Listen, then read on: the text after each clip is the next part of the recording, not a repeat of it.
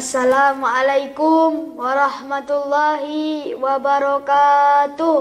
Waalaikumsalam warahmatullahi wabarakatuh. Alhamdulillahilladzi hadana bi'abdihil mukhtari man da'ana ilaihi bil idni wa qad nadana labbaika ya man dallana wa hadana. Bismillahi masyaallah la yasuqul khair ilallah. Bismillahi masyaallah la yasrifu su'a ilallah. Bismillahi masyaallah ma kana min ni'matin faminallah. Bismillahi masyaallah la haula wa la quwata illa billah. Amma ba'd.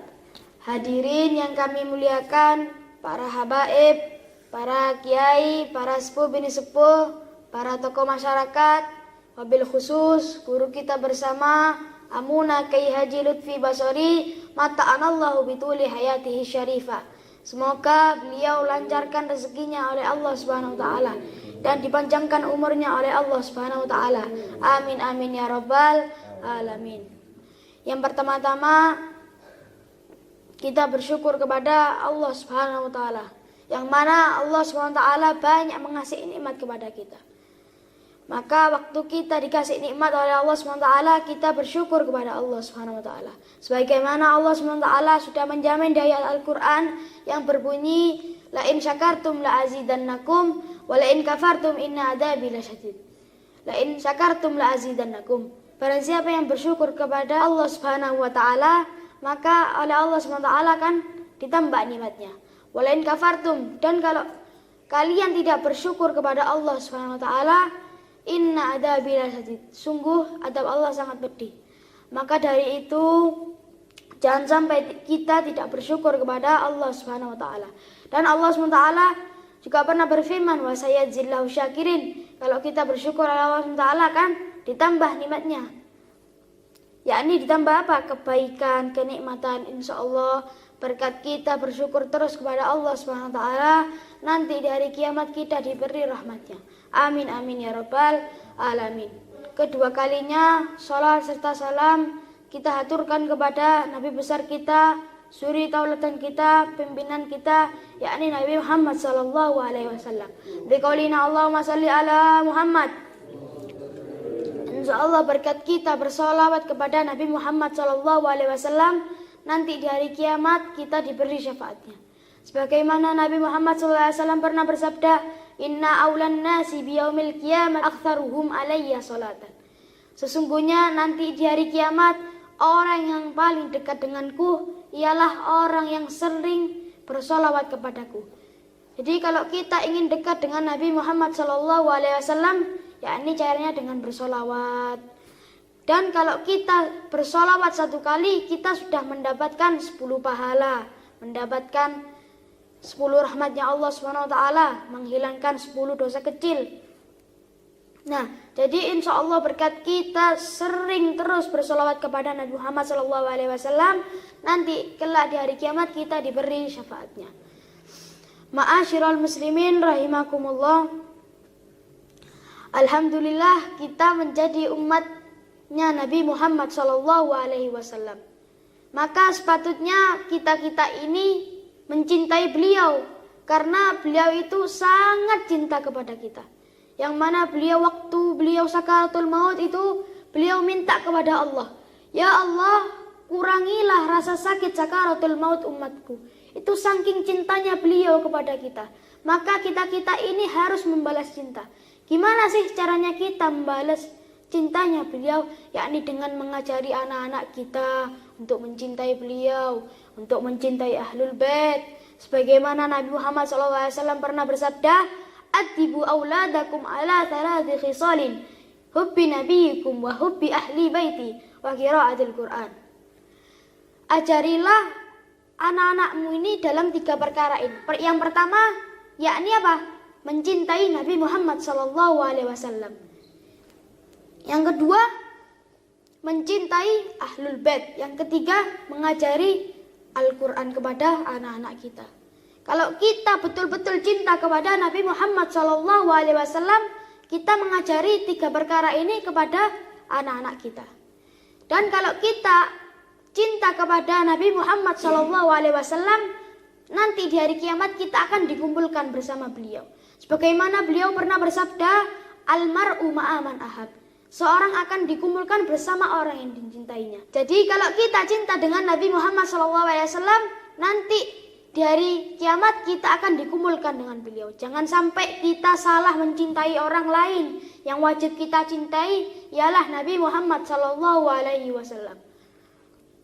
Imam Hasan Al-Basri memahami hadis ini, menerangkan hadis ini, bahwasanya banyak orang yang ngomong cinta-cinta.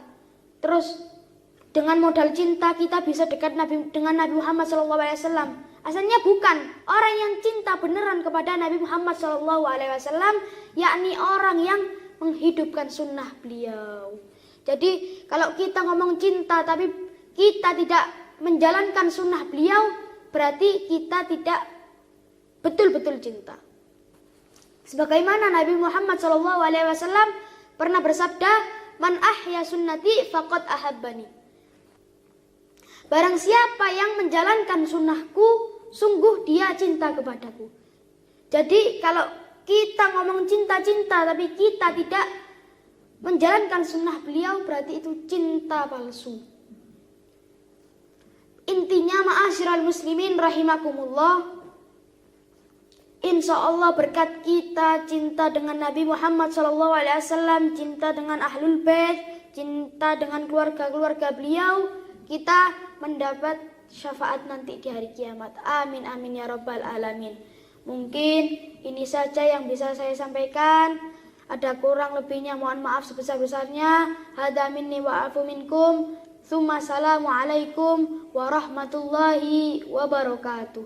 Assalamualaikum warahmatullahi ta'ala wabarakatuh. Waalaikumsalam warahmatullahi wabarakatuh.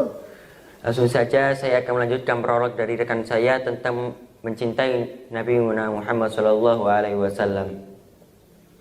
Yang mana kita sebagai umat Islam, maka hukum mencintai Nabi Muhammad SAW itu hukumnya wajib bagi setiap individu muslim.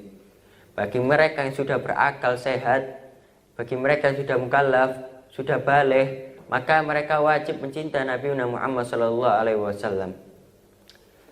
Dan bentuk cinta ini tidak hanya sebatas di mulut saja, karena setiap ucapan itu perlu ada bukti. Sebagaimana dikatakan, kullu qaulin misdaq, setiap ucapan itu butuh bukti. Maka apa sih bukti cinta kepada Nabi Muhammad SAW? Di antara bukti-bukti cinta kita kepada Nabi Muhammad SAW bisa kita raih, bisa kita dapatkan bukti itu dan kita memperbanyak sholawat kepada Nabi Muhammad SAW. Ini adalah contoh ringan.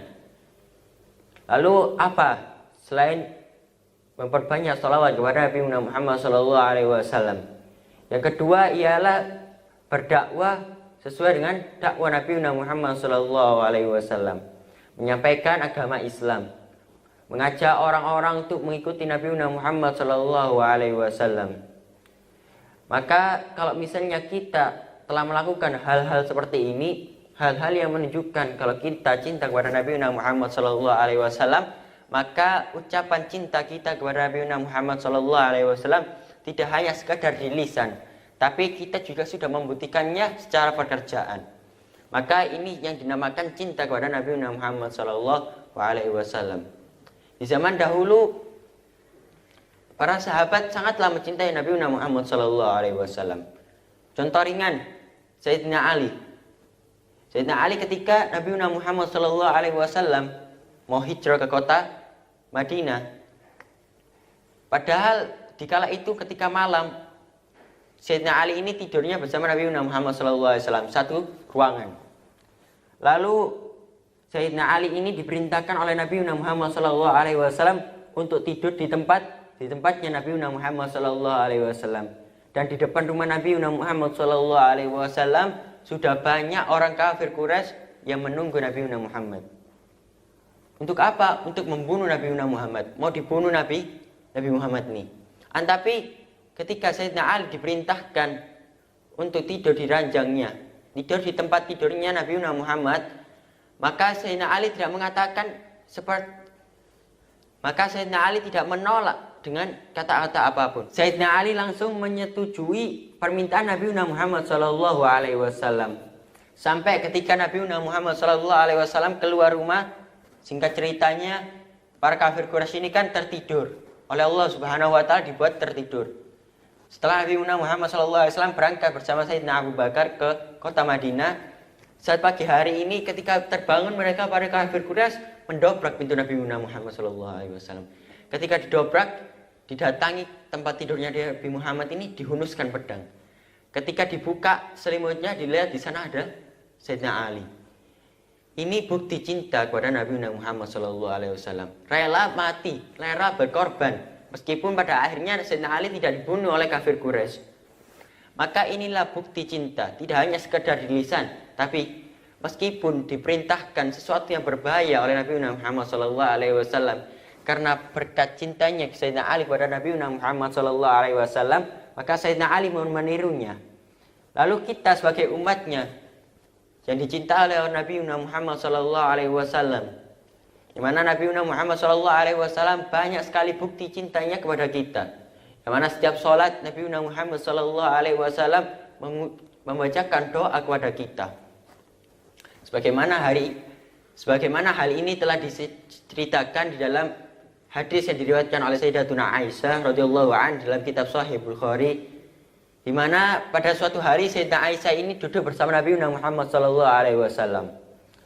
Ketika duduk bersama Nabi Muhammad SAW, Sayyidatuna Aisyah ini melihat Nabi Muhammad SAW mukanya dalam keadaan bahagia.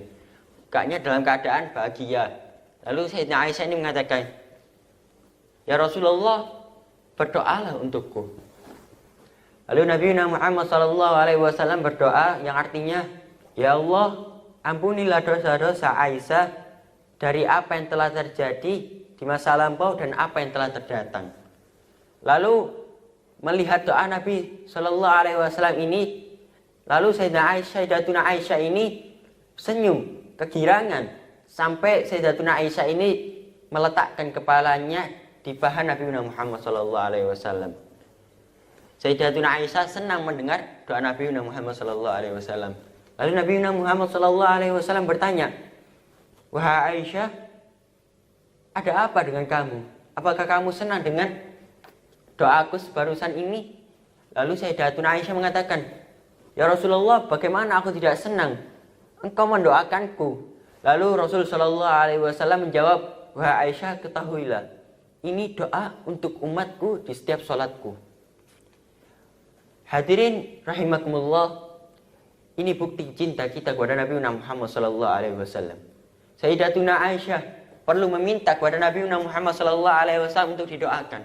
Tapi kita yang tidak pernah berjumpa dengan Nabi Muhammad, tidak pernah melihat Nabi Muhammad SAW, dan Nabi Muhammad SAW tidak pernah melihat kita. Tetapi Nabi Muhammad SAW mendoakan kita di setiap sholatnya, di setiap malamnya, di setiap rukuknya, di setiap sujudnya mendoakan kita, mohonkan ampun kepada kita. Dan di dalam riwayat yang lain, Nabi Muhammad SAW diriwayatkan tidak ridho dirinya masuk surga sampai seluruh umatnya ini masuk surganya Allah Subhanahu wa taala. Jadi hadirin rahimakumullah, cinta kepada Nabi Muhammad SAW ini sangatlah banyak sekali. Sebagaimana tadi telah disampaikan oleh narasumber pertama, yaitu hadis di mana Rasulullah SAW menyebutkan almar'um aman ahab, atau yuhsarul mar'um aman ahab. Hadis ini memiliki asal usul. Kenapa Nabi Muhammad SAW mengucapkan hadis ini? Dahulu ketika Nabi Muhammad SAW hijrah dari kota Mekah kepada kota Madinah, Nabi Muhammad SAW ini ketika sampai di kota Madinah disambut oleh orang Madinah. Ketika selesai disambut oleh orang-orang Madinah, lalu Nabi Muhammad SAW ini membiarkan untanya ini untuk berhenti singgah di mana, untuk memilih mau singgah di mana. Padahal di saat itu banyak orang-orang kaya-kaya di Madinah ini minta kepada Nabi Muhammad SAW, menawari kepada Nabi Muhammad SAW untuk singgah di rumahnya, untuk menginap di rumah orang-orang kaya di kota Madinah itu. Lalu ketika Nabi Muhammad SAW ini memutuskan dengan cara melepaskan untanya, di mana untanya Nabi Muhammad SAW ini berhenti, di sanalah Nabi Muhammad SAW akan singgah. Singkat cerita, unta Nabi Muhammad SAW ini berhenti di rumah salah satu sahabat bernama Abu Musa al-Ash'ari. Yang mana Sayyidina Abu Musa al-Ash'ari ini ialah salah seorang sahabat yang tinggal di kota Madinah. Ketika unta Nabi Muhammad SAW ini berhenti di rumah Sayyidina Musa al-Ash'ari, akhirnya Nabi Muhammad SAW pada hari itu singgah menginap di rumah Sayyidina Musa al-Ash'ari. Di dalam riwayat, rumah Sayyidina Musa al-Ash'ari ini tingkat. Jadi rumahnya ini ada lantai pertama dan ada lantai kedua. Lalu Sayyidina Musa al-Ash'ari ini tinggal di lantai kedua agar Nabi Muhammad SAW ini tidak perlu kesusahan naik tangga kalau misalnya mau di lantai kedua. Akhirnya Nabi Muhammad SAW disiapkan tempat di lantai pertama. Ketika malam datang, ketika Nabi Muhammad SAW istirahat, Sayyidina Abu Musa al-Ash'ari ini bersama istrinya tidak mau tidur. Kenapa? Karena takut ketika Sayyidina Musa al-Ash'ari ini tidur bersama istrinya, takut ada satu debu yang jatuh kepada lantai bawah ini. Takut satu debu ini jatuh kepada Nabi Muhammad SAW. Jadi Sayyidina Musa al-Ash'ari ini bersama istrinya berjaga satu malam, tidak tidur. Berjaga, tidak banyak gerak, diam saja selama satu malam. Tidak tidur, takut satu debu jatuh kepada Nabi Muhammad SAW dan mengganggu istirahatnya Nabi Muhammad SAW. Ini bukti cinta kepada Nabi Muhammad SAW. Lalu ketika esok harinya Nabi Muhammad SAW ini bertemu dengan Sayyidina Musa al-Ash'ari. Lalu melihat Sayyidina Musa al-Ash'ari ini mukanya pucat. Lalu Nabi Muhammad SAW bertanya, "Wahai Musa, kenapa mukamu kok pucat? Apakah kamu sakit?" Lalu kata Sayyidina Musa al-Ash'ari, "Ya Rasulullah, sesungguhnya pada malam hari tadi itu aku belum tidur. Saya bersama istri saya berjaga pada malam hari itu tidak tidur agar tidak ada satu debu yang mengganggumu. Aku takut ketika aku tidur aku bergerak lalu ada debu yang jatuh padamu dan mengganggu istirahatmu." Lalu Nabi Muhammad SAW memeluk Sayyidina Musa al-Ash'ari. Lalu Nabi Muhammad SAW mengatakan, "Yuhsarul mar'u ma'aman ahab." Atau dalam riwayat lain, "Al-mar'u ma'aman ahab." Yang artinya, seseorang itu akan dikumpulkan bersama orang yang cintai. Mendengar hal ini, Sayyidina Abu Musa al-Ash'ari merasa lega, merasa senang dengan ucapan Nabi Muhammad SAW. Maka dari itu bisa kita ambil hikmah dari kisah ini, bahwasanya para sahabat terdahulu mereka mengorbankan banyak hak, mengorbankan nyawanya, mengorbankan waktunya, mengorbankan keletihannya, mengorbankan apapun dari dirinya untuk Nabi Muhammad SAW, untuk dakwanya Nabi Muhammad SAW, untuk cintanya kepada Nabi Muhammad SAW. Lantas bagaimana kita umatnya yang kita tidak pernah bertemu Nabi Muhammad SAW, tetapi Nabi Muhammad SAW selalu memperhatikan kita, selalu memohonkan ampun untuk kita, memohonkan syafaat untuk kita, memohonkan keringanan azab untuk kita. Lantas bagaimana kita? Apakah kita tidak mau memberikan bukti cinta kita kepada Nabi Muhammad SAW? Maka sungguh kita ini termasuk orang-orang yang rugi kalau kita tidak mau memberikan cinta kita kepada Nabi Muhammad SAW. Karena kalau misalnya kita tidak cinta kepada Nabi Muhammad SAW, sungguh kita berdosa. Kenapa? Karena mencintai Nabi Muhammad SAW ini hukumnya wajib bagi setiap individu muslim.